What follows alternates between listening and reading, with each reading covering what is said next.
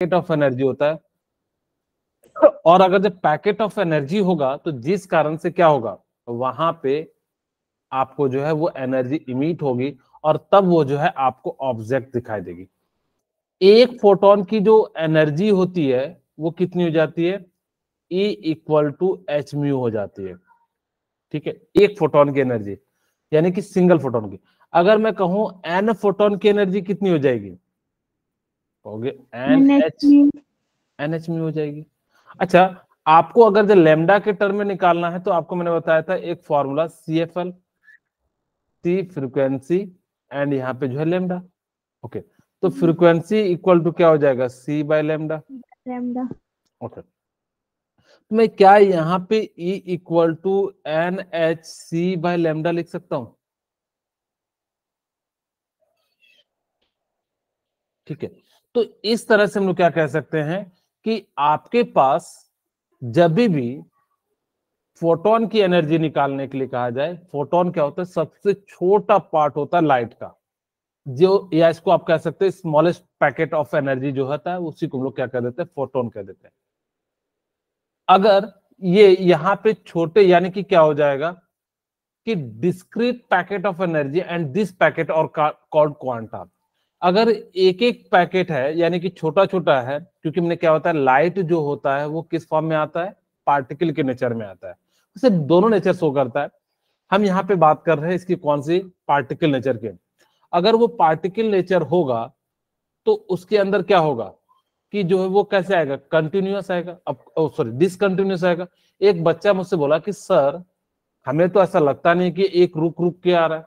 आप लोग पिक्चर देखते होंगे, उसमें भी फोटो को, एक फोटो को दूसरे फोटो के साथ लगाया जाता है। जैसे सपोज कीजिए किसी पिक्चर में विलन ने किसी को गाल पे मारा, अब देखते होंगे कि उसका गाल जो है टेढ़ा हो जाता है या मुंह टेढ़ा हो जाता है। अगर जब सच में मारेगा तो कौन विलन बनेगा, कोई बनना नहीं चाहेगा। लेकिन उसके लिए क्या करते हैं कि देखिए अब इसको ना इस तरह से दबा के रख देते हैं, तो इसको 4-5 फोटो लेते हैं, एक यहां से, फिर एक यहां टच करते हुए, एक यहां, इसी चीज को पर सेकंड 8 फोटो को चला देते हैं। अगर आपने पर सेकंड 8 फोटो को चला दिया तो ऐसा लगेगा कि रियल में चल रहा है। या आपको मैं एक और एग्जांपल के साथ समझाऊं कि अगर आप क्या कर रहे हो, पर सेकंड 100 गोली चला दे रहे हो तो आपको ऐसा नहीं लगेगा कि वो डिसकंटिन्यूअस मैनर में चल रहा है, आपको लगेगा कंटिन्यूअस मैनर में चल रहा है। तो सेम यहां भी ऐसा ही होता है कि जब इतनी सारी लाखों, क्योंकि सोच सकते हो कि एक सेकंड में जो है बहुत सारे जो है फोटोन आती है, लाखों फोटोन आती है, तो जिस कारण से हमें ऐसा प्रतीत होता है कि वो कैसा नेचर का है, कंटिन्यूअस के नेचर, लेकिन वो एक्चुअल में कैसा होता है, डिसकंटिन्यूअस होता है। ठीक है, तो यही प्लैंक्स ने कहा। हाँ जी बोलिए। जैसे हमारा बल्लभ है, तो बल्लभ भी एक साइकिल कंप्लीट करता है, तो एक सेकंड में कितनी बार जलता बुझता है, तो ये वो मतलब आपका डिपेंड करता है कि जो है बल्ब का पावर कितना है। ठीक है, मैं आपको एक क्वेश्चन भी करा देता हूँ बल्ब के लिए, ताकि कि आपको पता लग सके। वैसे बहुत ज्यादा जो है क्या होता है, आपका जो है एनर्जी रिलीज करता है। मैं आपको एक क्वेश्चन के माध्यम से समझा दूंगा। फिलहाल यहाँ पे देखिए एक छोटा सा सिंपल सा क्वेश्चन है कि यहाँ पे हमें जो दिया हुआ है, calculate the energy of photon sodium light of wavelength, इतना दिया हुआ है। ठीक है, ओके। यहाँ पे सिंगल फोटोन की हमें बात कर रहा है, मल्टीपल फोटोन की तो नहीं कर रहा है, तो यानी कि अब फोटोन की, तो एनर्जी इक्वल टू क्या हो जाएगा, E इक्वल टू वेवलेंथ दिया है तो वेवलेंथ वाला फॉर्मूला लगाइएगा, hc बाय लेमडा। अगर जो फ्रीक्वेंसी दिया रहता तो हम लोग कौन सा लगाते, फ्रीक्वेंसी वाला। यहाँ पे h की वैल्यू कितनी हो जाती है, 6.6 इंटू 10⁻⁻13.4 हो जाता है। यस, और C की वैल्यू आप सभी को मैंने पिछली क्लास में बताया था, 3 इंटू 10⁸ मीटर पर सेकंड हो जाती है। माइनस नहीं होता है, प्लस होता है। ठीक है, ओके। अब मुझे बताइए कि यहाँ पे वेवलेंथ कितना दिया हुआ है, 5.86 5.862 to 10 10। raised to power -16। Okay, अच्छा देखिए यहाँ से मैं इस पावर को ऊपर ले जाऊं तो कितना हो जाएगा, 24 हो जाएगा, यस सर। क्योंकि आप 16 8 24 और 34 में 24 घटा देंगे तो कितना आ जाएगा, 10 आ जाएगा। बोलिए, यहाँ तक क्लियर हो गया होगा? अच्छा, ये 3 से कटता है तो इसको मैं कटा दे रहा हूँ। 1 और कितनी बार में, 9 तिया 27, 3 पचे 15, 3 चौके, यानी कि कितना आ जाएगा 1.954, कितना आ गया। इसको अप्रोक्स कितना ले लेता हूँ, 2 ले लेता हूँ, तो कितना हो जाएगा 3.3 इंटू 10⁻⁻10 हो जाएगा। बोलिए, क्लियर है? यस। तो इतनी एनर्जी जो है वो क्या कर रहा है, एक फोटोन की एनर्जी है जूल में। तो इस प्रकार से हम लोग बता सकते हैं कि एक फोटोन की एनर्जी इतनी है। ओके, अब यहाँ पे सेकंड क्वेश्चन है कि आपको वेवलेंथ दिया हुआ है, फ्रीक्वेंसी एंड एनर्जी पूछा है। तो मेरे ख्याल से आप निकाल लोगे, एक बार E इक्वल टू hc/λ लगा देना, दूसरी बार क्या लगा देना, C equal to frequency into lambda, और आपके पास क्या लैम्डा दिया हुआ है, तो फ्रीक्वेंसी इक्वल टू क्या हो जाएगा, C/λ। मैं इसलिए इस क्वेश्चन को नहीं करा रहा हूं क्योंकि मैं एक बल्ब के क्वेश्चन को कराने का प्रयास कर रहा हूं। ठीक है, सपोज कीजिए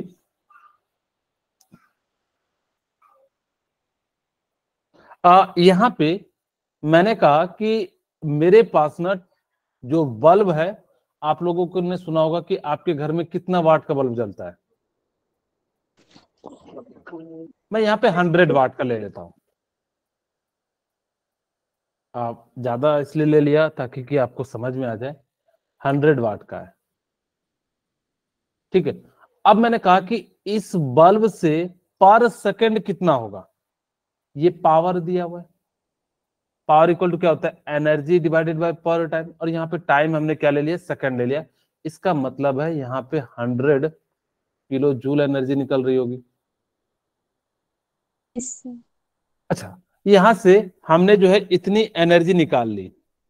अब मुझसे पूछा जा रहा है कि बताओ कि इसके अंदर कितना जो है आपका जो है क्या होगा। अच्छा, यहाँ पे 100 वाट है और हमें जो है पर्टिकुलरली किस टाइप के वेवलेंथ निकालना है, क्योंकि एनर्जी से तो काम चलेगा नहीं।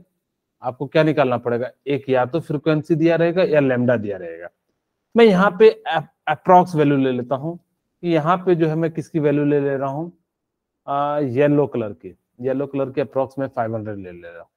लैम्डा जो दिया है, कितना दिया है, 500। हम जो है पूछ रहे हैं कि इसकी जो है नैनोमीटर में कितना जो है यहां से फोटोन निकलेगा। ओके, अब एनर्जी जो है 100 किलो जूल है, तो यानी कि 1000 से मल्टीप्लाई कर दिया। एन की वैल्यू निकालनी है, एच की वैल्यू पता है 6.6 इंटू 10⁻⁻34। ओके, सी की वैल्यू पता है 3 इंटू 10⁸, और लेमडा की वैल्यू कितनी है आपके लिए, 500 इंटू 10⁻⁻9 मीटर। बोलिए, यहां तक किन्हीं को कोई दिक्कत नहीं होगा? अच्छा, ये 9 ऊपर जाएगा तो 17 हो जाएगा। Yes sir. मैं वैसे लिख दे, ठीक है। ओके, अगर मैंने यहाँ पे इसको लिखा तो ये कितना हो जाएगा, 9 8 17, और प्लस में तो यहाँ पे कितना हो जाएगा 6.6 इंटू 10⁻⁻17। बोलिए, ठीक है सर। अच्छा, इसको मैं इधर ले चलता हूं तो ऐसा लिख सकता हूं, 100 into 1000 into 500 equal to n into 6.6 into 10⁻⁻17। और ये n की वैल्यू निकालनी है, तो n के बराबर क्या हो जाएगा, 100। मैं सबको पावर में कन्वर्ट कर देता हूं, तो कितना, 2 3 5 2 7, यानी कि 5 इंटू 10⁻7 डिवाइडेड बाई कितना हो जाएगा, 6.6 इंटू 10⁻⁻17। और ये 70 ऊपर जाएगा तो प्लस हो जाएगा, तो कितना हो जाएगा, 5 डिवाइडेड बाई 6.6 इंटू 10⁻, कितना हो जाएगा, 17 7 24। ओके, अब यहां से 6.6 है तो इसको मैं जो है ऊपर ले जाता हूँ, 50 25 और 33। इसको डिवाइड कर देते हैं, 25 को जो है हम लोग जो है 33 से डिवाइड कर देते हैं, तो 0.10 कितनी बार में लग जाएगा, 9 बार में लग जाएगा क्या। अच्छा, 25 तो ज्यादा ही, 33 से लगेगा ना, उल्टा लगेगा। 33 डिवाइडेड बाय कितना हो जाएगा, 25, तो 0.10। तो मेरे ख्याल से 8 या 24 नहीं 7 से लग जाएगा। तो मैं अप्रोक्स लिख दूं 0.7 पूरा नहीं Yes. लिखा इंटू 10⁻24। तो यहाँ से पर सेकंड जो है सोचो कितने फोटोन निकल रहे, 7 इंटू 10⁻23। तो इस प्रकार से जो है यहाँ से हमारा जो है इतना ज्यादा जो है क्या हो रहा है, इसकी एनर्जी रिलीज हो रही है, क्योंकि हम लोग किलोवाट में ही मेजर करते हैं। तो इसीलिए सोच सकते हो कि आपका जो 100 अगर जब वाट का होता है किलोवाट का, तो कितना ज्यादा जो है निकलता है। और अगर जो कहोगे कि सर 100 वाट का होता तो 1000 माइनस कर दो, यानी कि 10⁻20 फोटोन जो है पर सेकंड निकलता है। कितना ज्यादा निकल रहा है, तो इसीलिए जो हम लोग क्या करते हैं, कितने ज्यादा जो है फोटोन निकलते हैं। ओके, मैं यहाँ पे एक पेज में सारे जो है फॉर्मूले लिख देता हूं। यहाँ पे देखिए हमारे पास क्या है, अगर मुझे रेडियस निकालना है तो रेडियस का जो फॉर्मूला होता है 0.529 into n square by Z. और ये जो वैल्यू आएगी किस में आएगी, Armstrong. हाँ एंगस्ट्रॉम में। अच्छा यहां पे ध्यान दीजिए, इसी चीज को अप्रोक्स में जो है क्या लिख देता हूं, R equal to 53. 0.53 into n square by Z. Yes sir. हम इसी वैल्यू का यूज करेंगे, क्योंकि इसको मल्टीप्लाई करने और गुना करने में हमें काफी ज्यादा जो है दिक्कत आएगी। ठीक है, ओके, ये एक तो पहला फॉर्मूला है रेडियस निकालने का। दूसरा, आपको अगर वेलोसिटी निकालना हो तो क्या फॉर्मूला होता है, 2.18 18 10 raised to power 8 minus 18 10⁻6। अच्छा 8 जो होता है कब होता है वो भी मैं बता देता हूं, इंटू Z/N होता है। ये जो होता है कब होता है, मीटर पर सेकेंड। Second. अगर मुझे 10⁸ लिखना हो तब कब लिखिएगा, जब आपको सेंटीमीटर पर सेकेंड में वैल्यू चाहिए। ठीक है, बोलिए क्लियर है। ओके, अब हम बात करते हैं काइनेटिक एनर्जी का। काइनेटिक एनर्जी का जो फॉर्मूला है वो क्या हो जाता है, Half mv square. अच्छा यहाँ पे ध्यान रखिएगा कि आप लोगों ने जो भी क्लासिकल, तो फिजिक्स जो होता है ना दो पार्ट में बांटते हैं, एक क्लासिकल फिजिक्स, दूसरा होता है मॉडर्न फिजिक्स। जो क्लासिकल फिजिक्स होता है जो आप अभी पढ़ रहे हैं, जो भी आप लोग पढ़ रहे हैं, न्यूटन का first law, second law, third law, half mv square को मोमेंटम, जो भी वगैरह वगैरह पढ़ रहे हैं, पता नहीं बहुत सारी चीजें पढ़ रहे हो, वो जो एप्लीकेबल होता है वो बड़े ऑब्जेक्ट के लिए एप्लीकेबल होता है। न्यूटन साहब ने जो भी बातें कही थी वो बड़े ऑब्जेक्ट के लिए कही थी, छोटे ऑब्जेक्ट के लिए नहीं कही थी। इसीलिए आप कभी भी क्लासिकल फिजिक्स का फॉर्मूला जो है स्ट्रक्चर ऑफ एटम में नहीं लगाएंगे या माइक्रो ऑब्जेक्ट के लिए नहीं लगाएंगे, क्योंकि वहां पे ये फॉर्मूला एप्लीकेबल नहीं होता है। ठीक है, ओके, यहां पे हम सीधे सीधे वैल्यू लिख देते हैं, कितना हो जाता है 13.6 इंटू Z/N का होल स्क्वायर। और ये जो वैल्यू आ जाती है किसमें आ जाती है, इलेक्ट्रॉन वोल्ट। पोटेंशियल एनर्जी का फॉर्मूला क्या हो जाता है, -2 टाइम्स ऑफ काइनेटिक एनर्जी। यहाँ पे आप काइनेटिक एनर्जी की वैल्यू रख दीजिएगा। ओके, टोटल एनर्जी का जो फॉर्मूला हो जाता है वो कितना हो जाता है, -1 into kinetic energy. +1 into kinetic energy. ये फॉर्मूले आपको याद रखने, रेडियस का, वेलोसिटी का, काइनेटिक एनर्जी का याद है तो पोटेंशियल एनर्जी। थोड़ा सा मैं याद रखने का तरीका आपको समझाने का प्रयास करता हूं, जिससे आपको थोड़ा देर जो है याद रहे। कैसे, ध्यान से सुनिएगा। अगर मेरे पास, ध्यान सुनिएगा, यहाँ पे रेडियस का जो फॉर्मूला है वो n स्क्वायर बाय जेड, यानी कि जैसे जैसे डिस्टेंस बढ़ेगा रेडियस क्या होगा, बढ़ेगा। बढ़ेगा। बढ़ेगा कि नहीं बढ़ेगा, यस सर। ओके, तो इसका value n square by Z, बाकी सब में Z/N कर देना और एनर्जी वाले में Z/N का होल स्क्वायर कर देना, क्योंकि आप कभी भूल सकते हैं कि Z/N होगा कि N/Z होगा। तो इस तरह से अगर कभी प्रॉब्लम आती है तो आप सिंपली इस प्रकार से जो है यूज कर सकते हैं। ठीक है, बोलिए क्लियर है? Yes sir. चलिए Yes, एक sir. क्वेश्चन करते ताकि कि आपको समझ में आ जाए। अच्छा यहाँ पे एक और बात याद रखिएगा, अगर कहीं भी आपको एक्साइटेड स्टेट दिया रहे, अगर फर्स्ट एक्साइटेड स्टेट दिया हुआ है तो n की वैल्यू कितना लीजिएगा? 1 नहीं लीजिएगा, एक बढ़ा के लीजिएगा। अगर फर्स्ट एक्साइटेड स्टेट है 2, अगर जो थर्ड एक्साइटेड स्टेट है तो कितनी वैल्यू लेंगे? 3, थर्ड एक्साइटेड स्टेट है तो कितना लेंगे? 4, 4। अगर जब फोर्थ एक्साइटेड स्टेट है तो n की वैल्यू कितनी लेंगे? 5 6. लेंगे। यानी कि हाँ, एक बढ़ा के लेंगे। ठीक है, एक्साइटेड स्टेट अगर जो किसी का दिया है तो n की, अगर जब मैं लिखूं सेकंड एक्साइटेड स्टेट है तो यहाँ पे n की वैल्यू कितनी हो जाएगी? आपकी 3 हो जाएगी। अब हम रेडियस रेशियो की बात करेंगे, पहले हम एक दो क्वेश्चन करते सिंपल सिंपल, जिससे कि आपको थोड़ा सा समझ में आ सके। ओके, यहाँ पे पूछ रहा है कि बोर्स का आपको बताना है रेडियस, तो आपके पास जो फॉर्मूला है R इक्वल टू क्या है? 0.53, 5, 3. ठीक है, into n square by Z. Yes, sir. यहाँ पे n क्या है? नंबर ऑफ ऑर्बिट है। ओके, और z क्या है? यहाँ पे Atomic. नंबर है। ओके, चलिए अब आप मुझे बताइए कि यहाँ पे हम फर्स्ट ऑर्बिट के लिए निकाल रहे हैं। अगर मेरे पास फर्स्ट ऑर्बिट है तो n की वैल्यू कितनी लेंगे? 2. एक्साइटेड है क्या? 1 आएगी सर। हाँ, अगर मैंने क्या कहा था कि एक्साइटेड स्टेट हो तब बढ़ा के लेना, अगर नॉर्मल दिया हो तब मत बढ़ाइएगा। कब बढ़ाना है?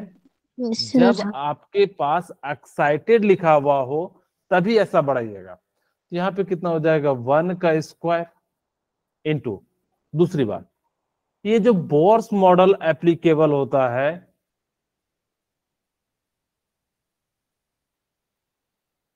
इज एप्लीकेबल फॉर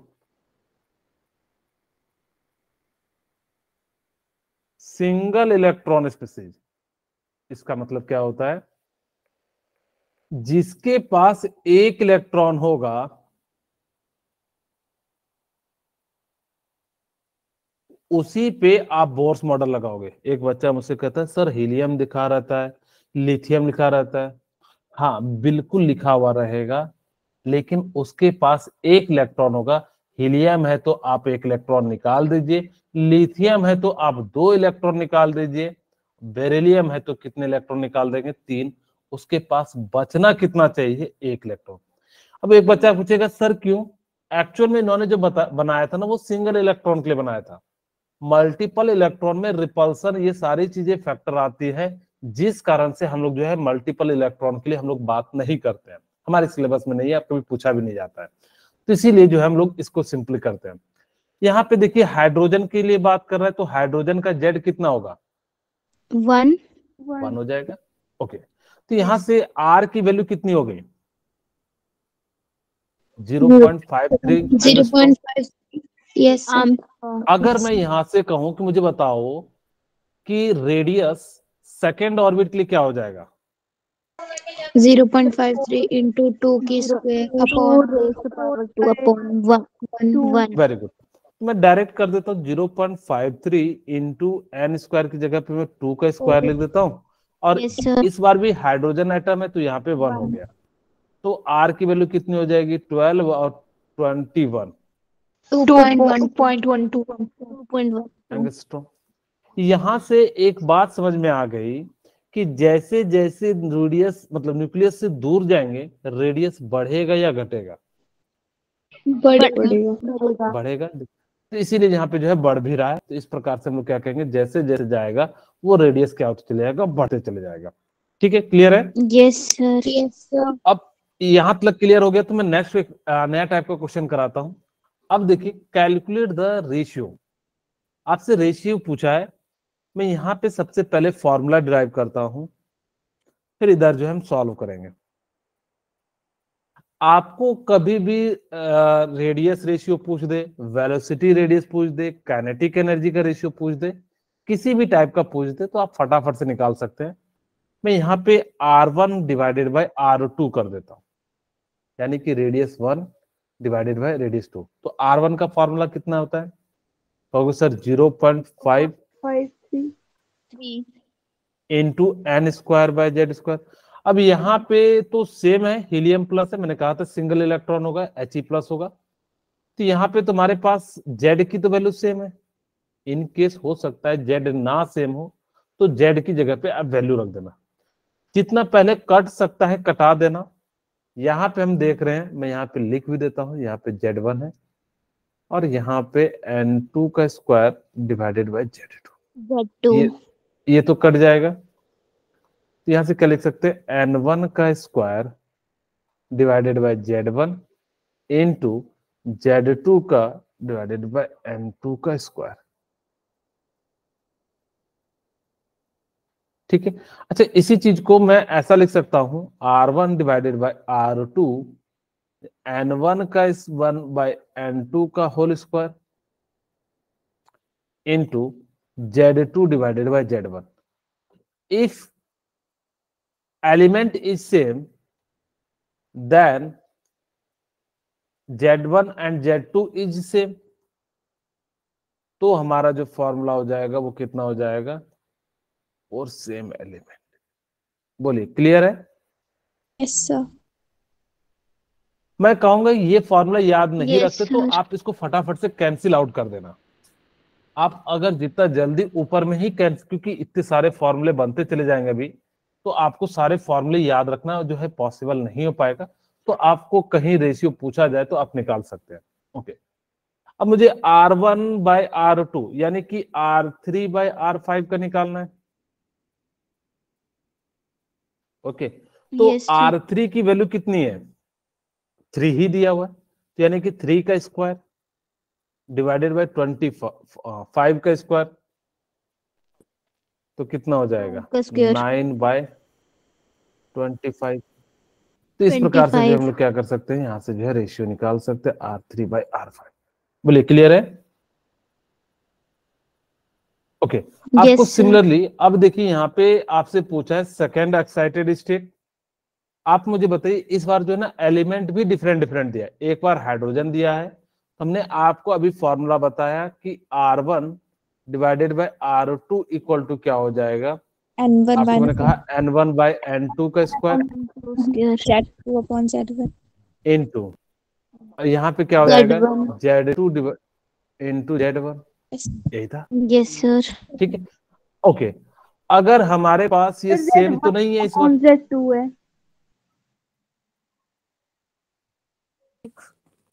Z2, अरे क्या हो गया? सर सही है। किनका डाउट है एक बार उनसे पूछ लेते हैं, क्या प्रॉब्लम है? हाँ नीलम, बताइए क्या दिक्कत है? मैंने क्रॉस मल्टीप्लाई, सॉरी। ओके, कोई दिक्कत नहीं है। अब यहाँ पे देखिए हमारे पास, लगा दो, बाकी सही है। हाँ यहाँ पे स्क्वायर हो जाएगा। अब यहाँ पे देखिए N1 कितना है?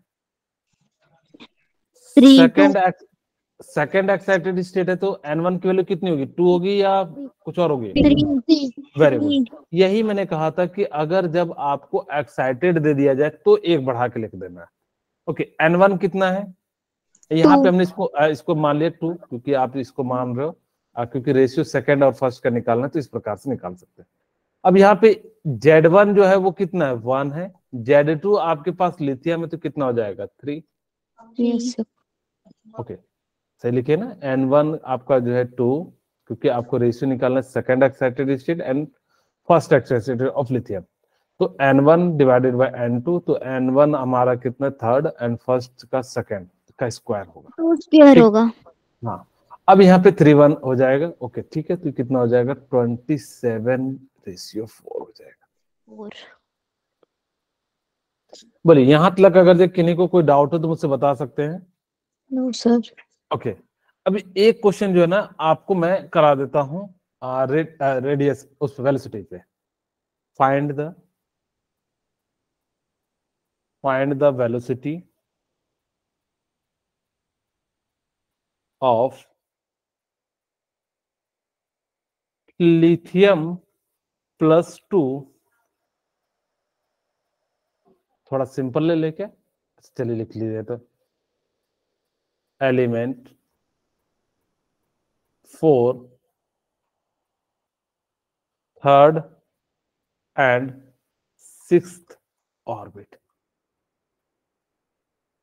आपको पूछा गया है कि वेलोसिटी निकालना है 3rd and 6th ऑर्बिट का, तो आप लोग फटाफट से कैलकुलेट कीजिए क्या इसका आंसर होगा।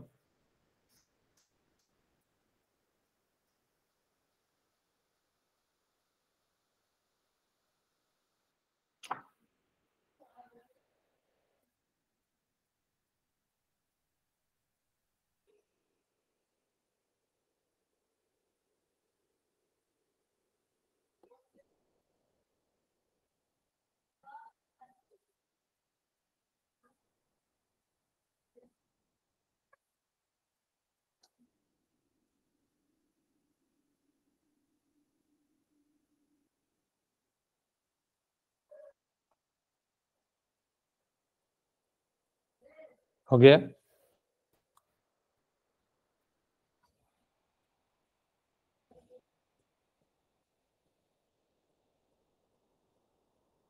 मैं निकाल दूं?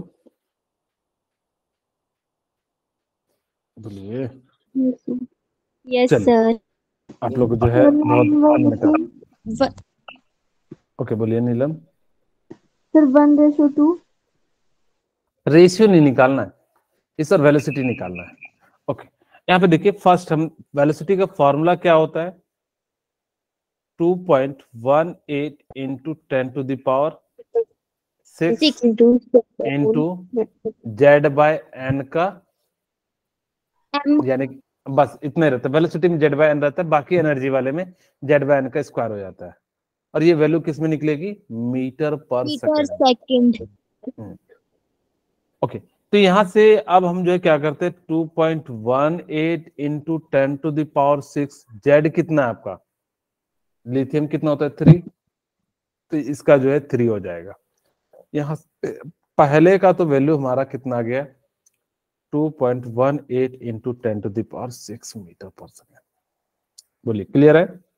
Yes sir. अगर मैं 6th ऑर्बिट के लिए निकालूं तो 2.18 इंटू 10⁻6, Z इस बार कितना है 6 3, N कितना है 6 है, 6 ठीक है। तो यहाँ से कितना हो जाएगा 1/2, और यहाँ से कितना हो जाएगा 1.09 इंटू 10⁻6। यहां से एक बात याद रखिएगा कि जैसे जैसे न्यूक्लियस से दूर जाइएगा तो स्पीड क्या होगी, कम हो जाएगी। बाकी जो है आपकी एनर्जी बढ़ती है, रेडियस बढ़ता है, लेकिन वेलोसिटी जो होता है वो क्या हो जाता है, न्यूक्लियस से जैसे जैसे पास होता है तो उसकी जो है वेलोसिटी घटती चली जाती है। यानी कि सबसे जो तेज होगा वो पहले वाले सेल में घूम रहा होगा, उससे कम जो है सेकंड में, और उससे कम जो है थर्ड में, और सो ऑन जो है इस प्रकार से चलते चले जाएगा। 0.18 को जब हम कैंसिल करेंगे 1.9। 1.09 आएगा ना? यस सर, सही है। ठीक है, ओके। अब मैं आपसे एक छोटा सा और क्वेश्चन पूछ देता हूं। क्वेश्चन है, फाइंड द वेलोसिटी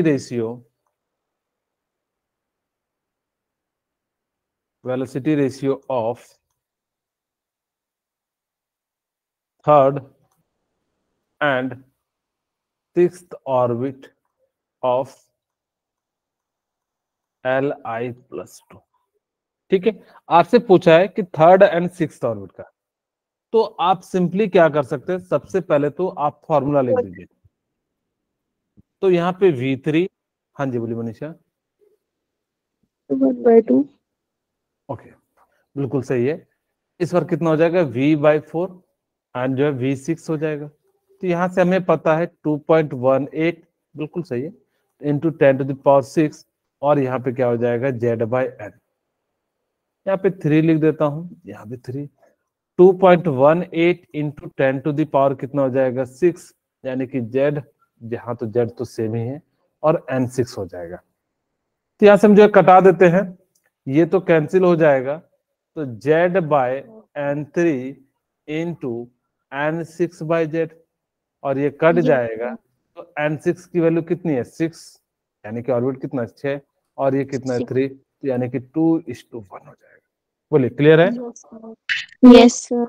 ओके, चलिए अब हम बात करते हैं calculate energy of lithium +2 ion for second excited state. Energy जो होती है, आपको मैं एक क्वेश्चन इसको पहले कर लेते हैं। एनर्जी का जो फॉर्मूला होता है वो क्या होता है, माइनस काइनेटिक एनर्जी, और काइनेटिक एनर्जी का Yes, sir. फॉर्मूला क्या मैंने बताया था, 13.6 इंटू जेड बाय एन का whole square into electron volt, ये तो बताया था। ओके, Yes, तो क्या मैं yes, sir. Energy equal to क्या लिख सकता हूँ, -13.6 इंटू जेड बाय एन का होल स्क्वायर। अब यहाँ पे Yes, जेड sir. क्या होगा बताइए, लिथियम है, Three, लिथियम के लिए जेड कितना होगा, three, 3। ओके, एन यहाँ पे कितना होगा, three. 3 हो जाएगा, वेरी गुड। और यहाँ पे जो है आपकी वैल्यू कितनी हो जाएगी, 13.6 इलेक्ट्रॉन 6. वोल्ट। ठीक है, क्लियर है? Yes, अच्छा, yes, मैं यहाँ sir. पे एक छोटा सा क्वेश्चन कर देता हूं, calculate the energy, calculate the energy first and second orbit of hydrogen atom, या हीलियम एटम या हाइड्रोजन लिख लेते हैं ताकि कि हमें जो है कैलकुलेशन आसान पड़े। ठीक है, तो हमारे पास एनर्जी पूछा है, तो एनर्जी इक्वल टू क्या हो जाएगा, -13.6 इंटू 10 जेड बाय एन का होल स्क्वायर। बोलिए, ये तो होता है। ओके, तो यहां से हमारे पास 13.6 इंटू जेड हाइड्रोजन है, तो यानी कि 1, और फर्स्ट ऑर्बिट है, तो यानी कि 1 का स्क्वायर, यानी कि कितना हो गया, -13.6 इलेक्ट्रॉन वोल्ट। अगर जो सेकेंड के लिए निकालूं E2 के लिए, तो क्या लिखेंगे, -13.6। इस बार जेड तो अभी भी सेम है, लेकिन एन कितना हो गया सेकेंड, तो यानी कि 4। हाँ, तो यानी कि 2 का स्क्वायर कितना हो जाएगा, 4। यहां से हमारे पास कितना हो जाएगा, 3.4 इलेक्ट्रॉन। अब मुझे बताइए कि हमारे पास क्या हो जाएगा कि जैसे जैसे न्यूक्लियस से दूर जाएंगे एनर्जी क्या होगी, बढ़ेगी या घटेगी? कम होती जाएगी, नहीं, इस बार बढ़ती जाएगी, क्योंकि बढ़ेगी. -13.6 है और ये -3.4 है, Yes, sir. तो माइनस में जितने छोटी वैल्यू बड़ी होती है उतनी छोटी होती चली जाती है। तो जैसे जैसे न्यूक्लियस से दूर जाइएगा तो बढ़ते चले जाएगा। ओके, अच्छा, अब हमसे पूछ रहा है कि calculate the ratio of energy of helium plus first and second excited state. हम जो यहां से निकाल सकते हैं कि मुझे किसके लिए निकालना है, हीलियम के लिए फर्स्ट एंड जो है सेकेंड एक्साइटेड स्टेट। तो हमारे पास क्या है, 13.6 इंटू जेड हमारे पास क्या है, हीलियम है, तो 2 का स्क्वायर, और फर्स्ट एक्साइटेड है, तो ये भी कैसा हो जाएगा, 2 का स्क्वायर हो जाएगा। ओके, नीचे में कितना हो जाएगा, 13.6, और यहाँ पे कितना है, 2 का स्क्वायर अपॉन 3 का स्क्वायर. 3 का स्क्वायर, ये तो कैंसिल आउट हो जाएगा। ठीक है, ओके, तो यहां से हम लोग लिख सकते हैं E1 by E2 equal to क्या हो जाएगा। आप चाहते तो यहाँ पे जेड के फॉर्म में भी लिख सकते थे, लास्ट में वैल्यू पुट कर देते, ज्यादा सही होता, लेकिन हमने यहाँ पे कर दिया है, तो ये 4 से 4 कैंसिल हो जाएगा, या मैं ऐसा लिख देता हूँ 9² बाई 4, और ये कैंसिल हो गया, तो आपकी वैल्यू कितनी आ जाएगी, 9:4। Yes sir. तो इस टाइप से जो अभी आपके क्वेश्चन आएंगे तो आप यहां से क्या कर सकते हैं, सॉल्व कर सकते हैं। ओके, अब हम बात करते हैं हाइड्रोजन स्पेक्ट्रम। हर एक एलिमेंट का अपना अपना जो है ना स्पेक्ट्रम होता है। स्पेक्ट्रम का मतलब क्या होता है कि जब आप किसी एलिमेंट को तोड़ते हैं तो वो अलग अलग जो है आपको जो है कलर जो है रीजन जो है शो करता है, इसी को हम लोग क्या कह देते हैं, स्पेक्ट्रम कह देते हैं। जैसे कि आपके हर एक आदमी का फिंगरप्रिंट डिफरेंट होता है, उसी तरह से हर एक एलिमेंट का जो स्पेक्ट्रम होता है वो क्या हो जाता है, डिफरेंट हो जाता है। ठीक है, हम यहाँ पे बात करते हैं, जो है आपको समझाते हैं ताकि कि आपको ज्यादा क्लियरिटी आ जाए। यहाँ पे हमने जो है एक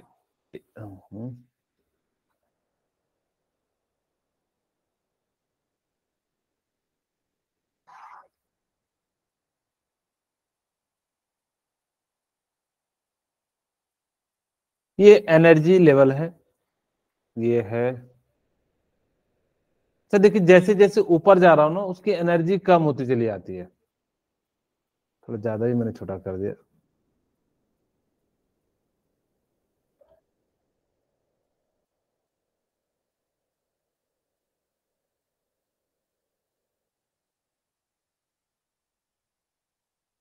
ये N1 है, ये N2 है, ये N3 है, ये N4 है, ये N5 है, ये N=6। इधर एनर्जी है, ठीक है। ओके, पहले वाले जो ये होता है इसको हम लोग कहते हैं लाइमन,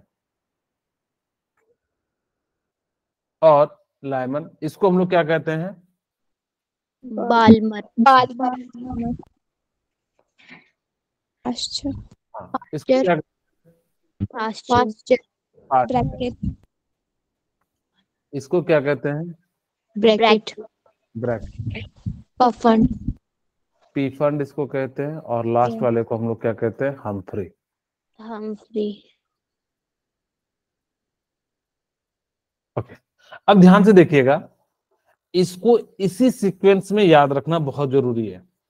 अगर आप लाइमन, क्योंकि इससे ना क्वेश्चन जब पूछा जाता है ना वो बोलता है कि आप मुझे बताओ कि ब्रैकेट सीरीज से वो जो है कहाँ आ रहा है? बाल्मर सीरीज में आ रहा है, तो एनर्जी क्या होगी?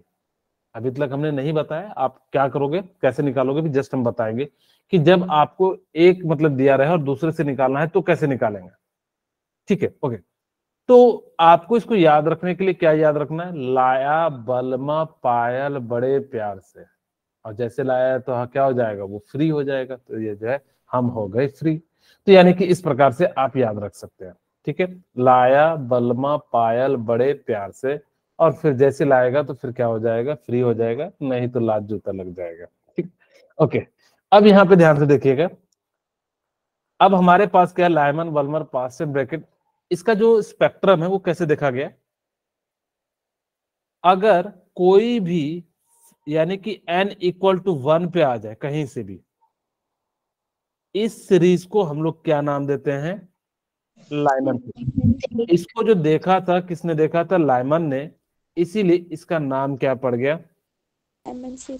लाइमन सीरीज, ठीक है।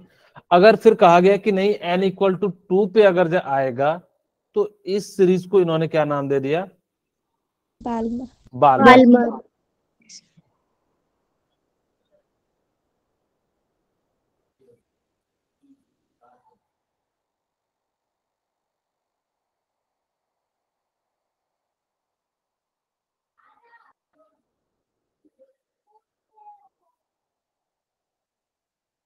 इस प्रकार से जो है हम लोग जो है अलग अलग, इसको हम लोग कहते हैं लाइमन सीरीज, इसको बाल्मर सीरीज, इसको पासचेन सीरीज, इसको ब्रैकेट कहते हैं, इसको पीफ है।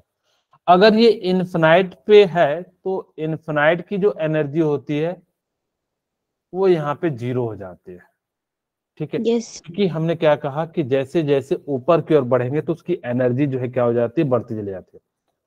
आपसे ना क्वेश्चन जो पूछा जाएगा ना वो ये पूछा जाएगा कि इसके अंदर टोटल स्पेक्ट्रल लाइन कितनी है। इसके दो फॉर्मूले होते हैं, एक होता है टोटल स्पेक्ट्रल लाइन का,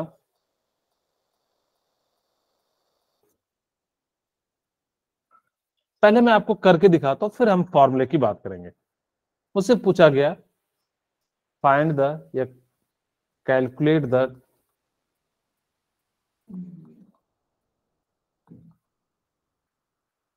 total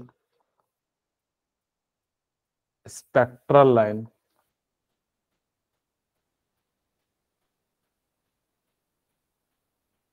between Lyman to bracket.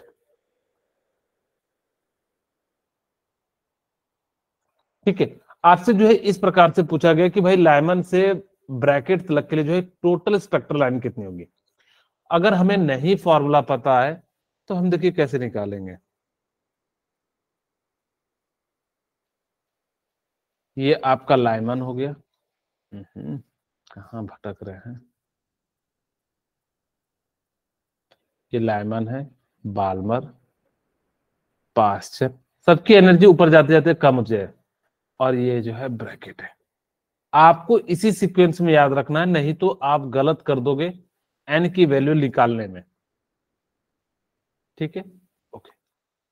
ये क्या है, लाइमन है, ये बाल्मर है, और ये क्या है, पास्चर है, एंड ये क्या है, ब्रैकेट है। अब हमसे पूछ रहा है कि टोटल स्पेक्ट्रल लाइन, तो सबसे पहले हम लाइमन की स्पेक्ट्रल लाइन निकालते हैं। यहां से चलेगा तो ये जो है क्या हो जाएगा, एक लाइन, दो लाइन, और ये जो है तीन लाइन। ठीक है, अब फिर बाल्मर भी तो आएगा ब्रैकेट से, तो यहां से Yes. कितना हो जाएगा, एक लाइन, और ये जो है दो लाइन, और ब्रैकेट से पास्चन भी आएगा। तो टोटल स्पेक्ट्रल लाइन कितनी हो गई, 6, 3, 2, 5 और 1, कितने हो गए टोटल, 6 स्पेक्ट्रल लाइन हो गए।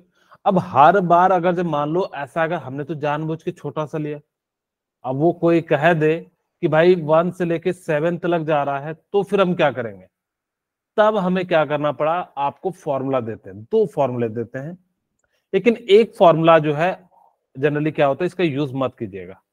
यहाँ पे मैं लिख भी देता हूं, टोटल स्पेक्ट्रल लाइन का एक फॉर्मूला होता है n into n minus 1 divided by 2। ठीक है, ये फॉर्मूला तब लगाइएगा जब कहीं से भी चले, लेकिन वो कहां पे आए, n इक्वल टू 1 या फिर लाइमन सीरीज में आए। अगर आप कहोगे कि सर हम जो है कहीं से चले, बाल्मर में आ जाए, पास्चर में आ जाए, तो ये फॉर्मूला जो है क्या हो जाता है, गलत हो जाता है। हमें जो फॉर्मूला यूज करना चाहिए, हाँ मैंने ये नहीं कहा कि पूरा का पूरा गलत है, लेकिन अगर आप कहीं से भी चल रहे हो और फर्स्ट पे आ रहे हो, तब ये वैलिड है। जैसे इस केस में ये फॉर्मूला वैलिड है। जैसे देखिए एन हमारा कितना है, 4 है। ठीक है, क्योंकि ब्रैकेट से चल रहे हैं, तो ये कितना हो जाएगा, 4 इंटू 4 माइनस 1 डिवाइडेड बाई 2, इसका वैल्यू कितना। लेकिन हमें जो है, अगर जब मैं ये कहता कि ब्रैकेट से चल के बाल्मर में आ जाता, तो ये फॉर्मूला गलत हो जाता। देखिए ब्रैकेट से बाल्मर में आते तो कितने स्पेक्ट्रल लाइन बन रहे हैं, 3। अब यहाँ पे अभी भी कितना बनता, 6। तो इसीलिए इस फॉर्मूले को याद ना रख के आप कौन सा फॉर्मूला याद रखिएगा, ये फॉर्मूला याद रखिएगा। ठीक है, कौन सा, n2 माइनस n1 इंटू क्या हो जाएगा, n2 minus n1 plus 1 divided by 2। अब ये कहीं से भी लगाइए, चाहे ऊपर से फर्स्ट में आइए, चाहे फोर्थ से थर्ड में आइए, थर्ड से कहीं भी जाइए, ये फॉर्मूला बिल्कुल सही है। अब देखिए n2 है जहां से हम चले, तो यानी कि 4 से चले, n1 है जहां पे आए, तो यानी कि 1 पे आ गए, और n2 कहां से चले, 4 से, और 1 और प्लस 1, और डिवाइडेड बाई कितना हो गया, 2। यहां से 3 into 4 divided by 2 equal to कितना आ गया, 6। अब देखिए वापस हम यहाँ पे इस फॉर्मूले को लगाते हैं कि हमने कहा था भाई ब्रैकेट से चल रहे, बाल्मर में आ रहे हैं, तो कितना आ रहा था, 3। अब यहाँ पे 4 से चल रहे थे, लेकिन कहाँ पे आ रहे थे, सेकेंड वाले पे, तो 4 माइनस 2 प्लस 1, बोलिए क्लियर है, डिवाइडेड बाई 2। अब यहाँ पे देखिए 2 इंटू कितना हो जाएगा, 3 डिवाइडेड बाई 2, क्या 3 आया। तो इसने कहा कि आपने इस फॉर्मूले को याद रखिएगा, ये वाला जो है फॉर्मूला आपके लिए इंपॉर्टेंट है। इसको ना भी याद रखिएगा तो कोई दिक्कत नहीं है, लेकिन ये आपको कई बार जो है ना आपसे पूछ दिया जाता है कि कौन सा स्पेक्ट्रल लाइन का फॉर्मूला सही है। अगर जब वहां ये भी दिया रहे, तो अगर जब कोई कंडीशन ना दिया रहे, तब तो ये बिल्कुल ये भी सही है। लेकिन बस ये ध्यान रखना कि जब आप क्या कर रहे हो, फर्स्ट ऑर्बिट में आ रहे हो। ठीक है, ओके। वो कहता है in hydrogen spectrum if electron move from 7 to 1 orbit by transition in multi step, then find out the total spectral line. कोई मुझे बताएंगे टोटल स्पेक्ट्रल लाइन कितनी हो जाएगी।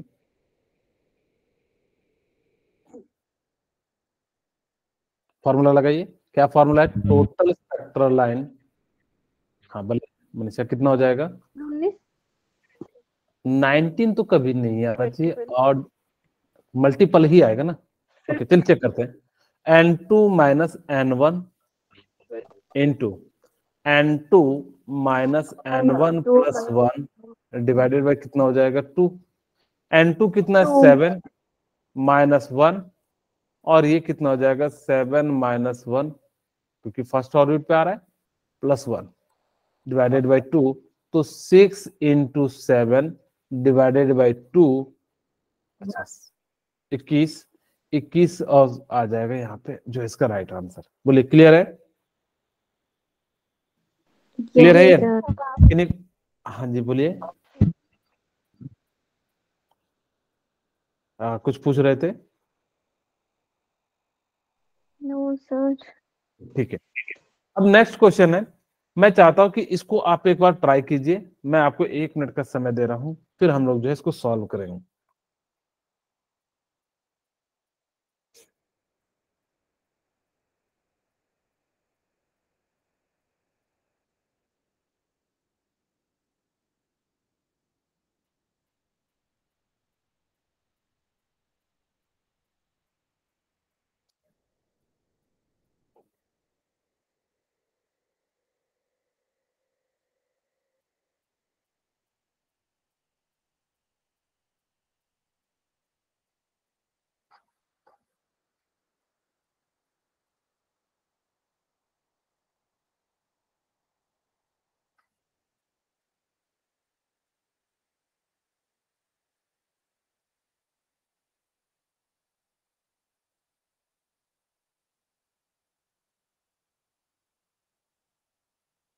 किन्हीं का बना?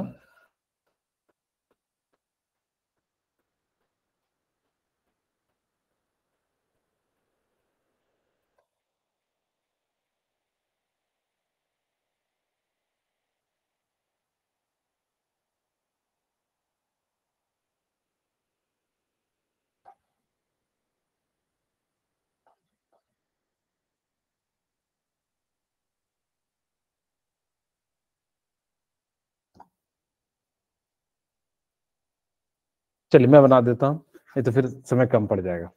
ओके, हमारे पास फॉर्मूला क्या है? n2 minus n1 into n2 minus n1 plus 1 divided by कितना हो जाएगा 2। तो टोटल स्पेक्ट्रल लाइन 10 दिया है तो 10 लिख दूं? कितना आंसर लिखे? यस। क्या आंसर लिखे हैं? 21 जो है आपने इसी का आंसर लिखा है। अच्छा 7 लिखा है जगदीश ने। ओके चलिए अब यहाँ पे देखते हैं कि इसका आंसर जो है कितना होगा। मेरे ख्याल से n की वैल्यू जो है 5 आएगी। ओके यहां से देखते हैं n2 माइनस n1। आपको ये दिया हुआ है कि n2 तो n है और लेकिन n1 जो है वो 1 दिया हुआ है, यानी कि फर्स्ट ऑर्बिट में आना है। तो n1 minus 1 plus 1 divided by 2, या मैं इसको आंसर देता हूँ इक्वल टू 20। इसको इधर ले गया। बोले क्लियर है? Yes sir. अच्छा यहाँ पे देखिए कि n1 minus n into n equal to 20। Sir 20 कैसे आया? ये जो है 2 को 10 से मल्टीप्लाई कर दिए, यस कितना आ जाएगा? 20 आ जाएगा। ओके तो जो इतना जो है 20 आ गया। ओके अब हम बात करते हैं, इसको क्वाड्रेटिक में कन्वर्ट कर लेते हैं। N square minus n minus 20 equal to 0। आपको मैं कहूंगा कि आप क्वाड्रेटिक में मत कन्वर्ट कीजिएगा, आपके पास ऑप्शन दिया रहेंगे, आप इस ऑप्शन को यहाँ पुट करके देख लेना। जैसे मैं यहाँ पे ऑप्शन दे देता हूँ 4 5। हाँ वेरी गुड। तो इसका राइट आंसर क्या हो जाएगा? 5 हो जाएगा। ठीक है, सी दे देता था 2 एंड डी दे देता मैं कितना? ठीक है 3। ओके तो इस प्रकार से जो है हम यहाँ चेक करेंगे। ए 4 रखने पे कितना आ रहा है? 3 इंटू 4 12, नहीं गलत है।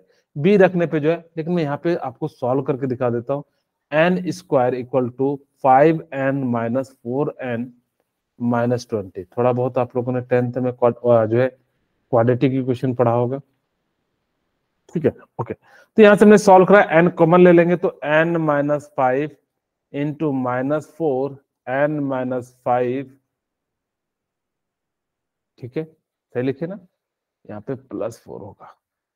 ठीक है ओके, अब यहाँ पे हमारे पास क्या हो जाए, तभी तो -n आएगा, और यहाँ से हमारे पास क्या हो गया n-5 और इनटू में n+4 इक्वल टू 0। तो यहाँ से n इक्वल टू 2 वैल्यू आ गई 5 एंड n इक्वल टू -4। कभी भी स्पेक्ट्रल लाइन जो है वो नेगेटिव में नहीं हो सकता, तो इसलिए तो ये आंसर हो ही नहीं सकता, तो जब भी होगा ये क्या हो जाएगा, ये आंसर हो जाएगा। बोले क्लियर है? तो इसका जो टोटल स्पेक्ट्रल लाइन कितना हो जाएगा, 5 हो जाएगा। ओके, नेक्स्ट क्लास में हम जो है फोटो इलेक्ट्रिक की बात करेंगे।